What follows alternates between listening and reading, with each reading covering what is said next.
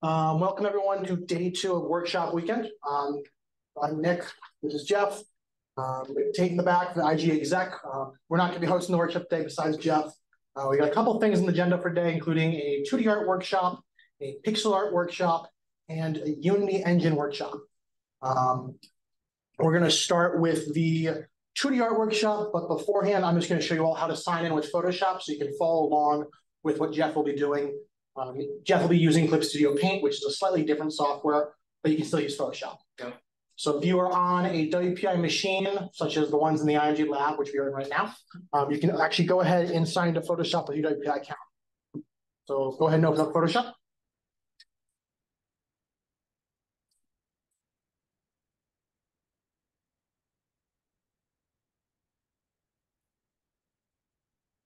All right, it works. And once you've logged into or opened up Photoshop, if you're not already signed in, you're going to see this screen. You can actually just sign in with your API account. So I'm going to sign up with my email. And once you have your email there, you want to choose company or school account. If you're an IMG student, you should be all set up to work from here. If you're not an IMG student, I believe it gets a little more asterisk-y. And of course, there's two-factor authentication because, of course, there is. Everything is like,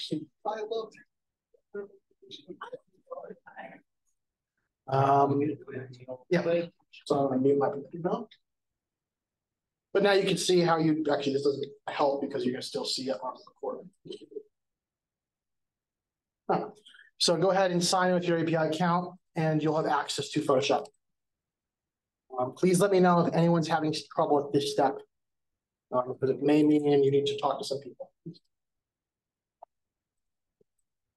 Anyone having any issues?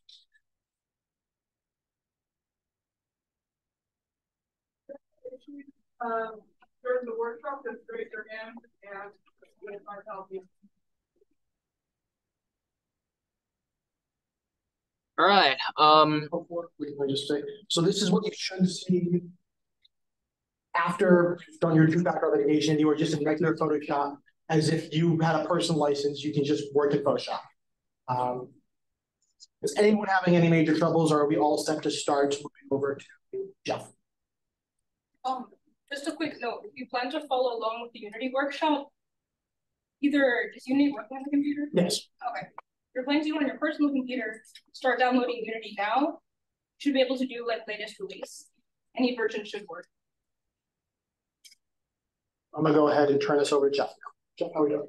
All right, we're going. But first, before I share the screen on my end, I'm gonna just walk us through some basic Photoshop functions, which are functions that Clip Studio Paint has as well, but won't be load painted differently because they have different UI for very obvious reasons. You want me to share the screen? Yeah. Okay. So for Photoshop, first thing you want to do is, of course, you click on New File. This thing is taking a while. As for your average illustration, you want to go for 16 by 11 inches and make sure the orientation is landscape, aka that horizontal thingamajig right there. And the DPI, make sure it's always in 300.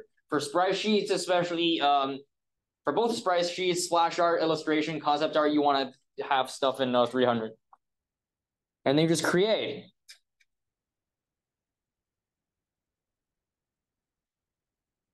And before I move to my slide, I just want to, how to put it, guide through a few basic tools that I'll be using in Clip Studio Paint, which you can find in Photoshop as well. First of all is the lasso tool, which, let's say I draw a thingamajig, but I don't like its size. Then I can just select it with the lasso tool. As you can see, I just clicked on lasso tool, circle around it, and then use the input control key, which allows me to change its size. Let's say you're making a concept sketch of, let's say, a character, but you don't like how big the character's head or torso or hand is, then you can just lasso over a specific part. And then second of all is the brush tool. Obviously the thing that looks like a paintbrush. In the top bar, you can of course change things like size and how the brushes look, yada yada, all that. And there's also opacity, which if I'm at 100 opacity, I can just draw a full line. But if I'm at, let's say, 45 or something, it's going to be somewhat semi-transparent. And last but not the least, the function that I'll be going through in terms of brushes would be smoothing. Because drawing on digital makes your hand shaky. And to deal with that, we have smoothing, aka stabilization. Now, intro level mistake is a lot of people like to turn it on to like 50 or something so that they can draw like a very, very straight line or a not so squiggly line. But it also makes your brush much less responsive. So if you want to draw like curves and complicated shapes, it gets tough. So what I do is I always make sure it's a number between 5 and 10. For the sake of this demo, I'm going to use 10, which still allows me to draw straight lines and broad strokes. But if I were to draw something that's more complicated, for all legal reasons, this is not supposed to resemble a Gundam's head. But yeah, as you can see, because I have 10 stabilization, the straight looking parts aren't so squiggly looking, but I can also draw the more complex and angle-y parts. Okay, so now I'm just gonna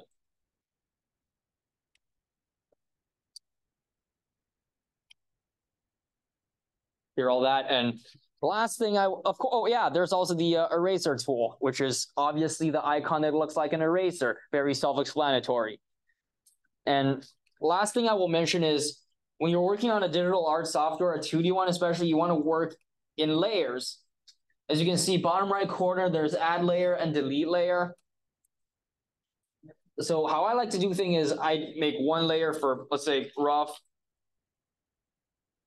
sketch, and then I'll make like another layer above it to be line art or something. As you can see in Photoshop, as well as many other 2D digital art softwares, I can change the opacity of a layer.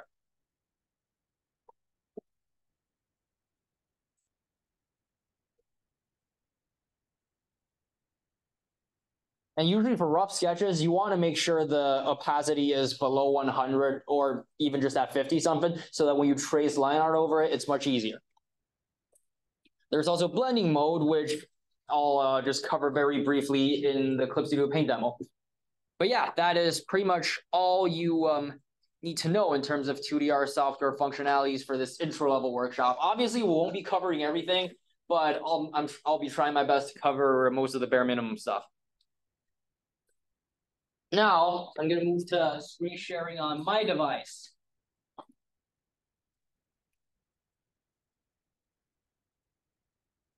So yeah, this is an intro to Clip Studio Paint, parentheses, and Photoshop to an extent, because most 2D art softwares share many same features. First of all, why do I use, tape, yeah. Oh yeah, microphone, right, thank you. Okay, so why do I use Clip Studio Paint instead of Photoshop or anything else? First of all, it's a one-time purchase, at least for the 1.x versions. The 2.x versions are subscription services, but honestly, they don't have that many extra things compared to the one-time purchase version. And second of all, if you get the EX version of Clip Studio Paint, it covers illustrations, comics, sprite sheets, 2D animation. So that's like half of the Adobe Creative Suite in just one app. Plus they go on sale like every once in a while. So it's a much more economic option. And you have free downloadable community assets, namely custom brushes, effects, tools, all that stuff. And a lot of Clip Studio Paint's features are, well, more friendly for hand-drawn art. For example, things I will cover later, like vector layers and liquify tools. And the most important point, you can export files as .psd, aka the Photoshop format. And for most industry standard formats, they'll be using either PSD or PNG for things. And of course, just a brief showcase of what you can do on Clip Studio Paint. For example, these are some illustrations and artworks I've done in the past, give or take 6 months. And these are all done in CSP. And I trust all of you to be able to do more cooler and better comparative, you know what I mean? You can make cool things with it. So without further ado, I'll be having a live demo, aka showing the processes I would go through in a past CSP project and cover the use of a few basic functionalities while I'm at it. So we're in Clip Studio Paint, right? Basically what I did was just file, new. As you can see, same shtick you go through in Photoshop. You edit your canvas size, you edit your DPI. Once you click OK, create a new illustration. And for every art project in terms of 2D, I always start with having a reference. In this case, this was a prior study of one of the concept art for Sonic Adventure 2 on Sega Dreamcast. So as you can see, I just imported an image as a reference layer. As you can see, I have everything done in separate layers. And then what I did was I just drew a very rough sketch based on said reference layer. With rough sketches, they are rough. So if they look a little bit ugly, that is fine. And in order to separate them from the actual line art that you'll be actually tracing, I usually just use a brighter colored brush or just a different brush to begin with for the rough sketch. And let's say if I think this one part is too big or too small, I can always just use the lasso tool to change things sizes and then, re-edit things. So let's say you're done with the sketch phase. So you're gonna do line art.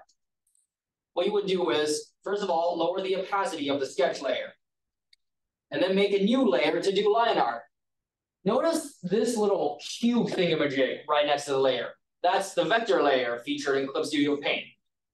This thing is super duper cool because it registers your line strokes as vector shapes instead of like individual pixels. So let's say you need to make a sprite bigger or smaller, but you don't want it to lose resolution. That's when vector layers come to play. Like if I were to make this thing super small and then super big again, as you can see, it is not losing pixels whatsoever. And another cool thing vector layers can do is, let's say I'm drawing two lines, but things are intersecting. So Clip Studio Paint has this eraser called the vector eraser, which will detect the protruding parts and just wipe over them, and it's done. So when you want to make like some really connected and complex line art, that's when vector layer comes to play. Plus, it automatically corrects your lines' squiggliness and weight in a very minute level. So the lines you draw are always going to be much more uniform looking. So let's say you're done with line art. You want to put colors on things. As you can see here, I essentially have all of my coloring stuff in a rendering folder. And yes, other than creating layers, usually in the layer panel of most digital art softwares, there should be a folder looking icon where obviously you create a folder and you can shove all the related layers in the folder. Of course, it's completely optional. It's just for ease of workflow and all that. And let's say I'm in rendering and I want to just color over the character himself. I don't want the colors to go out of bounds. I believe Photoshop has this as well, but in Clip Studio Paint, there's this thing called the Magic Wand tool. The icon should look pretty much the same in Photoshop. It's just a stick with a little spiky, sparkly thingamajig. And in Clip Studio Paint, what I would do is I'd refer to all layers. So I just select everything outside of the character. And then in most 3D art softwares, in the top toolbar, you should be able to see something called select. And here's where the magic happens. I'm going to invert the selected area, and then I'm going to use a paint bucket tool for only to editing layer, and voila. But we're not done yet. As you can see, I already have this color area layer, which I just have like, since Sonic is, majorly blue, I just have this color area layer to be mostly blue, so I don't have to worry about it later on. After this, what I do is I make another layer called base color. And see this pink little thingamajig here? This thing is called the clipping layer. What in Photoshop, it's called the clipping mask, which you should be able to locate as well. It's somewhere around the layer window as well. What a clipping layer / a clipping mask would do is it clips whatever, it basically gives this current layer a range of border, which will be the layer beneath it. So like if I were to color in this area, like this, it would never go out of bounds. It would always just stay within the layer that it was clipped to. So for base color, what I was just, so for coloring all the time, I would just make a base color area with the magic wand tool and fill stuff, and then make a clipping layer above it for all the other extra flat color needs. And after that, the rendering stuff, namely, I usually divide things into shading and lighting. And of course, for shading, you also want to make a clipping layer, which will clip to the layer that every other clipping layer is clipped to. And for shading, this is where I'll be talking about blending mode. In Photoshop, next to the opacity slider, there is this thing called blending mode. There's things like multiply, color blur, yada, yada, yada. There's a lot for you to experiment here, but since we're kind of running out of time, for shading, I always use multiply. Since it makes bright, whatever color you use, even if it's bright, it can make it look slightly darker. And since and for things like shadows, what I would do is I'd have the layers opacity down to between 60 and 80, and then use a blue or a purple to create a shadow effect, so that, as you can see here, I can just use like one single multiply color to cover every type of shadow I need, instead of having like a dark blue for that full part, a dark like orange-ish yellow for the arm part. It basically just makes your life easier, you know. And after that, it's applying lighting. Same logic. Find blending modes that make your colors brighter, namely stuff like lighten, screen, color dodge, or anything with glow, add, or light included in it. You know, this entire digital art app is your oyster. Just, you know, experiment with things. And of course, mess with the when you are in a blending mode, you can always just mess with the opacity of things to increase or decrease the effect of lighting effects. But yeah, that is the whole shtick of the basic art workflow when it comes to 2D digital art software. Obviously, since this is a 30-minute intro level workshop, I'm not really doing my best covering everything. So if you have any questions, feel free to ask right now, or just go to the IGDA Discord and find me and send me DMs, ask me anything. I am open to do that. And but yeah, any questions we have right now? Yes. I was wondering, I know in Photoshop there is an ability where if you hold shift and draw a line, it'll automatically like make it oh yes. Can you do that in Illustrator? Yes, you can. Look, all right, I'm just gonna make a new layer here. But yeah, shift click is also another quick and easy and brutal way of making just one singular straight line. So I'm just gonna make a dot, and then if I hold shift, as you can see, this thing shows where I can make the end of a straight line be. So if I click again, voila, another straight line. And if you don't like it, you can always just use the eraser to clean out some extra extruding parts. And any other questions?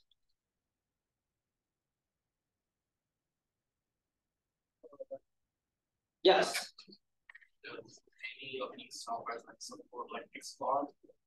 Yes, they do support pixel art. And in fact, for the later 30 minutes of this workshop, we will be actually covering pixel art, which Harry over here will do instead of me doing it, because he's better at pixel art than I am. But yes, with most digital art softwares, you can do pixel art. There are also dedicated pixel art softwares like Asabrite. I think that's how you read it. But yeah, you can, if you have Photoshop, click you to paint, literally any digital art software, you can mess with the resolution a bit, and then you can make pixel art. All right, any other questions? Yes. Why'd you end up using Clip Studio Paint as your preferred tool? You weren't there when I pulled up this slide. Yeah. I had a whole slide about it. One-time purchase, community assets, plus has like, you can animate, draw comics, draw illustrations, spreadsheets, everything is covered at once. Plus you can export files as PSD. Yeah, that question over there. Yes. What's your opinion of Studio Paint's fill tool? Fill tool as in like bucket? Yeah, bucket. Yeah, honestly, I'm okay with it. In the as you can see, there's apply to connect to pixel only, close gap, and tolerance. So even if like, let's say you want to fill a circle, even though there's like a tiny gap, but if you were to adjust these, the fill tool wouldn't really go out of bounds. Plus, when I use a fill tool, I always use a lasso and magic wand so that I can actually set up what specific type of area I would like to fill it, which is something that you can work on in Photoshop as well. Instead of just filling with the specific drawing you have, you can always just like, let's say I want to use the fill tool to make like a shadowy area. As you can see, I've used the lasso tool to create two bounds, and I just fill in here and fill in here, and voila, it's done. And if you don't like it, you can just use your eraser to clean out the extra bits that you don't want. You got a question? Yes. How much is that one-time purchase? Depends. Go on their website. They go on sales like every once in a while. I know when I got my basic version, aka Clip Studio Paint Pro, I pretty much got it with like $20 or something. And with EX, I'm pretty sure I got it with like, I'm pretty sure I spent like $50 or $60 just to get an upgrade. And it's a one-time purchase. And with EX, you can just make, you essentially unlock the ability to make 2D animations. So essentially you have Photoshop and Animate in the same app. Nice. Clip Studio Paint Pro is on sale right now. One-time purchase is $20, and the Paint EX is $130. Yeah, EX is a bit expensive, so that is completely optional. If you really, really want to do it, oh yeah. On that topic, even in Clip Studio Paint Pro, instead of EX, you can still do 2D animations. You're just like stuck with, you can only animate for a maximum of 24 frames, and you don't have the full animation stuff unlocked. But you can still do illustrations and comics. But yes, it's on sale right now. $20, get it. Yes. Less of a question, more just a general announcement that you can also do the like month to month if you wanted to. I think it's like $dollars or something like that a month. Instead of, if you didn't want to commit to the $120, but you still want to be able to animate past 24. Oh yeah, exactly. The 2.x versions are monthly subscriptions, so there's that too. All right. We still have 4 minutes until 5:30. So any other questions before I maybe maybe suddenly remember a few things to talk about?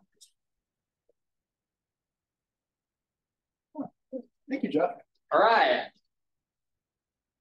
But yeah, once again, if I'm missing out on anything, my humble apologies, but my DMs are always open for anything when it comes to just practicing in our stuff as well as just digital art softwares.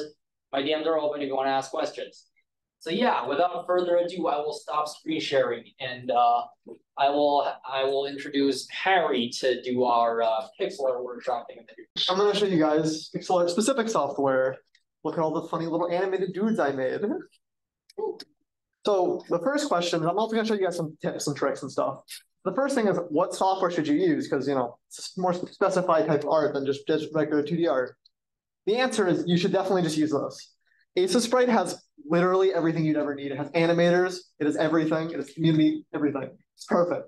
It's $20, and it's on Steam, meaning you can track your hours cleanly. It's worth all your games. Perfect. The only thing with that, though, is again, it's $20. So if you want a free alternative, these are some good alternatives. So pixelart.com is what I personally have been using for the last 5 years, I think. It's not that great compared to Sprite, but it's really good for a free software. With the free software, it's essentially the same. You have inbuilt animators, you have all the different tools you'd ever need. The problem is, though, it's a little bit less clean. You also have ads. So your mileage may vary on whether you prefer the free or paid software, as you'd expect. Pascal is also quite good. The UI is different, but a little bit more simplified. The only thing with Pascal, though, is it's a bit more limited in features. Not ones that you would matter for a base level, but when you're trying to expand your scope, that one might be a bit limiting compared to pixel art. And then, yeah. And then if you have Photoshop or GIMP or Clip Studio Art, I guess, those all work as well. But I wouldn't really recommend those for pixel art unless you already know how to use those software, because at that point, if you already know how to use it, right, you can just use it, of course. If you don't, then I wouldn't really recommend you get much mileage out of those. Oops, sorry about that. And the benefits of all these pixel art sprites is not only are they these pixel art softwares, not only are they made specifically for pixel art, but they also have all the inbuilt animators, which are perfect. You can do unlimited frames on most of them too. I have a 400 frame animation that I made, and it worked perfectly fine.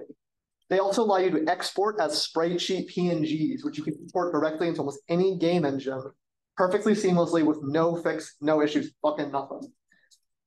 The only problem with the exporting as a sprite sheet though, is some formats, like some engines like RPG Maker, have specialized sprite sheet configurations you have to align with, and you will have to tweak all that stuff to get those to work for certain engines. But for stuff like Unity, for Game Maker, you should be completely fine with that. Now it's here are some general tips and some general tricks. With pixel art though, since each pixel does physically represent one pixel on your computer, when you rotate it, it has to fill in the gaps for what it thinks the pixels would go. Meaning you have weird issues like the outline being thinner in certain places where it's gray, like blurriness, so your shading is all completely screwed up. Meaning every single time you rotate anything, you're gonna have to readjust and refix everything. So I wouldn't recommend you use the rotate skill, like rotate tool at all, unless you're comfortable fixing things at any angle, which is like its own type of skill set, especially shading. You need to fix your shading 100%. And I'd also, I didn't show a great example here because this is a quite large sprite. If you use a smaller sprite, like a 32 by 32, the rotation tool literally destroys your entire sprite. You might as well start from scratch. Literally unusable. Would not recommend you even bother. Something similar with the enlarging tool, but to a much lesser extent, is the enlarging tool also doesn't work perfectly, because unless you enlarge things to exact scales, like talking like 2x scale, 3x scale, 4x scale, you'll have little issues here, like these are slightly farther apart than they were in the original model, because it has to account for the missing individual pixels that would be between them that aren't anymore because of the enlarged scale. But for what the enlarging tool can do, I have this animation I made where I enlarge the dude's head to make it look like he's closer to you. You're gonna want to pick a coherent canvas size, because the canvas size is literally this. If you're gonna use it, you have to pick your canvas size basically before you start anything. Like literally before you start even making a game, making sprites, this is the #1 thing. Because if you have stuff of different canvas size coexisting at similar scale, literally will destroy your entire game.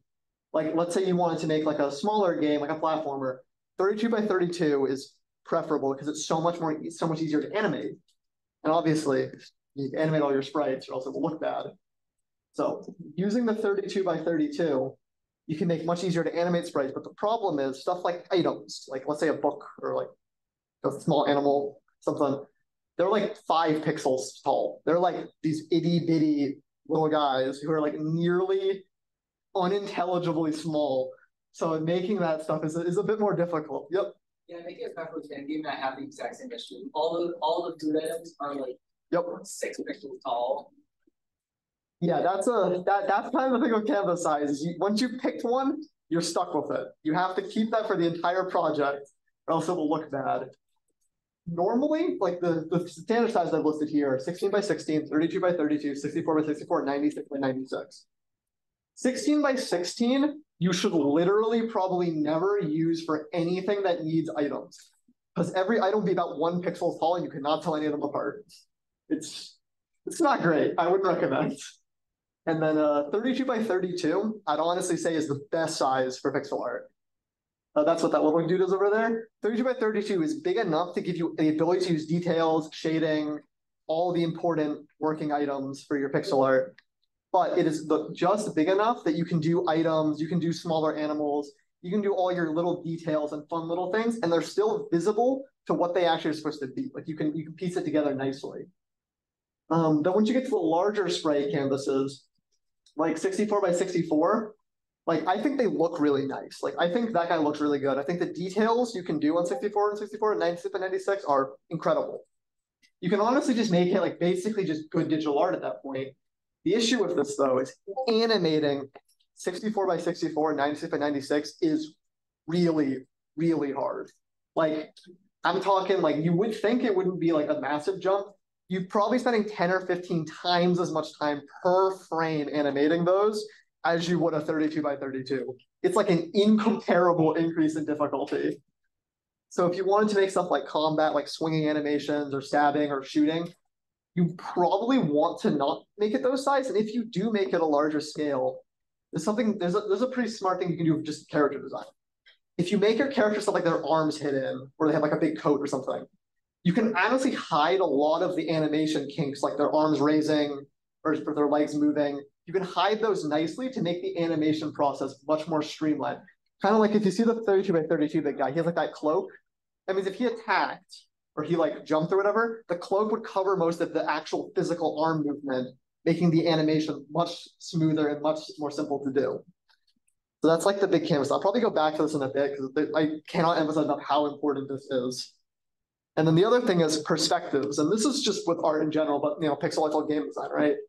So you really have to consider when you're starting something, what perspective you're making it based on what you have to draw. Like if you have the side scroll one, you notice how I have to draw the entire background. Like I have to draw the sky, I have to draw the water, I have to draw all that type of stuff. Because it's a side scroller, so you would all basically see all of that. Whereas if you're doing an isometric perspective, like here, I don't have to show the sky at all, but I have to show more grit and more detail on the ground and like what's actually going on in the environment. So this is kind of more like where a skill set thing comes in. So once you've started like learning how to do it, you really got to think about what stuff you enjoy drawing versus what you don't, so you can pick a proper perspective to match your art style. Because when I was starting out, I couldn't draw backgrounds at all. So I thought side scroller stuff was really hard. I had to draw every single background for every single area, but I could draw terrain pretty well, so I thought isometric would be easier. The issue with this, though, is that once you start doing isometric versus side scroller, is tile sets have to become more complex because the ground is more emphasized. Whereas, like if you're playing like Mario or something, do you really pay a lot of attention to the individual ground tiles? Probably not. Whereas if you're playing like an RPG, like let's say Fallout 1 or something, you're staring at those flat picture tiles for like literally like 30 or 40 hours. So those details really matter. They can't be too repetitive. They can't be too jank. They have to look nice and clean. Same thing for the actual sprites too. Stuff like drawing like a car, for example. If you're drawing a side scroller, you can just flip the image when it goes back and forth. You cannot do that for isometric. If you flip the image, that's not because you can't see the back of the car in this frame because I didn't draw it. If I flipped it, it's just the front facing the wrong way still, just a different wrong way. Yep. If you want, you can put it horizontally. You can. Which is, but yeah. Yeah, but if I want that car to turn around, I'd have to redraw the entire car. Whereas on a side scroller, you would never have to do that for almost anything. It's all pretty clean. But this is also probably the second most important choice you have to make. This is also just for game design in general. Certain games don't work for certain perspectives. Like a platformer and isometric is unplayable. Don't even think about something like that. Or same thing for certain genres in what's it called? In side scroller, they're just not good. There's also top down, which to be real, top down is quite easy because top down is essentially you have the side scroller with sprites, but you have the isometric terrain. Generally probably the easiest thing, like RPG Maker style, like Final Fantasy. That's the easiest one to draw by far, and I would honestly recommend when you're starting out making stuff, that's the one you should try is top down. It's very simple, very streamlined. I really think it's the easiest. RPG Maker in general, if you get into pixel art, any RPG Maker stuff is the easiest stuff in the world to learn how to do it and how to map it out. It's just importing it a bit. It exists. Then this is another stylistic decision you basically have to make at the beginning. So in pixel art, there's basically outline rules where you either have to pick, well, there's two more variations we haven't shown here because they're more advanced. But the three core tenets is you have to choose between either one pixel thick outlines, 2 pixel thick outlines, or no outlines at all. This is depending on your canvas size, obviously. Because if you have a bigger canvas size, stuff like 2 pixel black outlines look nice because they're all very smooth and very round. Whereas no outline looks a bit odd on a larger scale because of the fact that it doesn't emphasize your characters enough. Whereas if you're using 2 pixel thick outlines on a sprite like, let's say that size, literally over half the sprite is the black outline, which is probably not the style you want to go with, unless that's your thing, I guess. But you have to pick one of these for your style and keep it consistent for every single sprite, every single item, every single location, with the exception of backgrounds, which are generally never have outlines because then it conflicts with your style. Because if your background has outlines, it looks like it's part of the foreground. And that's just dirty. I wouldn't recommend you do that. But the other thing with this too, that's also important to consider is also animating. Because animating no outline is really, really easy. It's super clean, it's super straightforward. But animating with 1 pixel thick outlines and 2 pixel thick outlines, I would honestly say is much harder. However, actually drawing the sprite is easier because you have an outline to map out your thing before you start adding colors. So that's something you got to consider, is whether you want ease of drawing or ease of animation. Because trust me, you really want to consider both of those aspects before you start making anything. Because in theory, every sprite you want to make should be able to be animated by you. You don't want to get into the trap where you make something too complex for your own animation skill. Because at that point, you're going to get so frustrated in animating, you're just going to want to give up. It's not worth it. And then this is another thing. This is like just kind of like more like, I guess, do your homework type stuff. You should definitely look at a bunch of different games of different pixel art styles so you can kind of learn what you like visually, what you think you can achieve, and certain techniques you want to actually employ. Because this is the thing, reference images only get you so far. Because when you look at a reference image, they're all different styles because whoever made the reference image, right?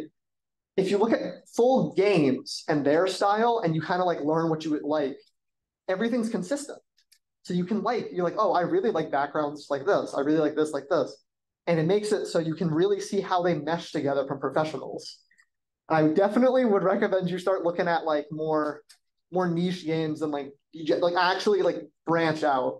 Don't just look at like Celeste or Stardew Valley. You should like really, those are like top tier.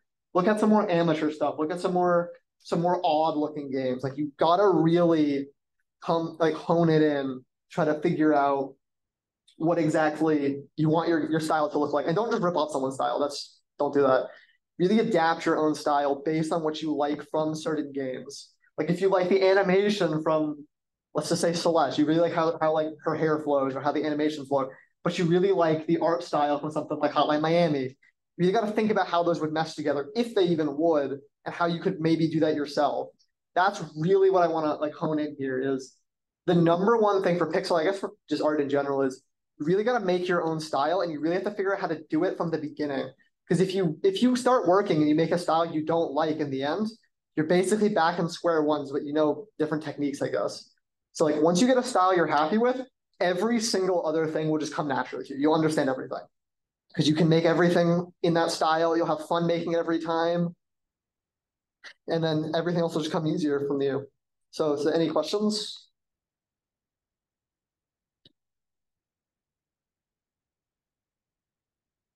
I missed part of the workshop, obviously, but what were your biggest inspirations in terms of games? To be real, I had a lot of weird inspirations. So the original Lisa game, which has terrible sprite work, by the way, actually really bad. And the animations are even worse. I thought that was really inspiring because of how amateurish it felt. That it felt like I could maybe actually do this myself. And that's always something you guys should like look at. Like some stuff doesn't have to look nice for you to take inspiration from it. Sometimes it's just the fact that one person made it is enough to take inspiration. You know?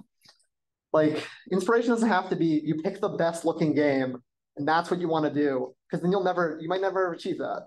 You want to pick a more humble goal and surpass it. That's how you feel like you've actually done something in life. Any other questions? Yep. Has there ever been a game where they use different canvas sizes? Yes, there's actually quite a few of them. Like I forget what is Rogue Legacy is one that uses different canvas sizes. Rogue Legacy doesn't look as good as you probably should have, but another game which you guys all know about that uses different canvas sizes, Terraria. Terraria uses different canvas sizes for literally everything, different sprite scales, everything. And Terraria looks great because there's actually consistency in what uses what. The bosses use a larger scale than the player. The weapons use the same scale as the player, but that's why the weapons are so huge. But the consistency in the inconsistencies is what makes it look good. If you have, let's say you have one character who's a 96 by 96 giant, but like he's actually scaled down to the 32 by 32 bit main character, that will never look good because you can physically see the scale doesn't work with your own eyes, and that's where you have problems. That type of inconsistency I'm a firm believer you can make anything work, but I wouldn't try that as like an amateur. that makes any sense. Anything else? Why does Canvas size you use? Okay, this is where it gets bad. So when I was like 14, oh, it's just so bad. When I was like 14, 15, learning how to use Pixel for the first time, I thought that the bigger canvas size you use was the better because it was more detail. I used like 400 by 400 for sprite. It took like 6 hours, looked terrible, complete waste of time. It was impossible to animate because every time you use any selection tool, it just broke. So just trust me, pick a scale. Don't do weird stuff like that. It's not worth it. Also, another thing is if you're doing pixel animation, you should probably also like frame rate as well. That also does matter. Yeah, that's a good point. Yeah, generally speaking, Pixel you can get away with a slightly lower frame rate because of the fact that it's so blocky. The only thing with that though is even so, never use that as a crutch. You still need smooth animation. It doesn't matter. It's irrelevant. Like once you start getting to a certain point, you can make a smooth animation 4 frames if you really know what you're doing, but it's harder. So you just got to get to that level where you understand what you're doing. Anything else?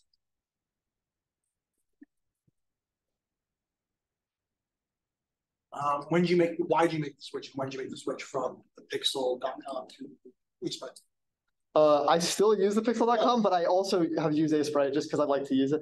My only thing is like I know how to use that website so well because I've used it for so long. But the main thing, this is kind of where it gets weird. So I think most 2D art server, you can save stuff as like a basically a stamp. You put it in.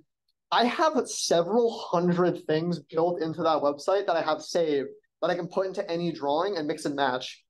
So I think losing all of that would probably make me cry. So I don't think I could really go without that at this point. I think I'm in too deep into this website. So anything else? Like anything about different softwares or any techniques? I'm free to talk about like anything. Also, if you, same thing for what Jeff said, if you have any questions about anything pixel art, you can just message me on the IGDA Discord. I don't really care. You guys message me whatever. I can ask answer any stupid questions you guys have about anything.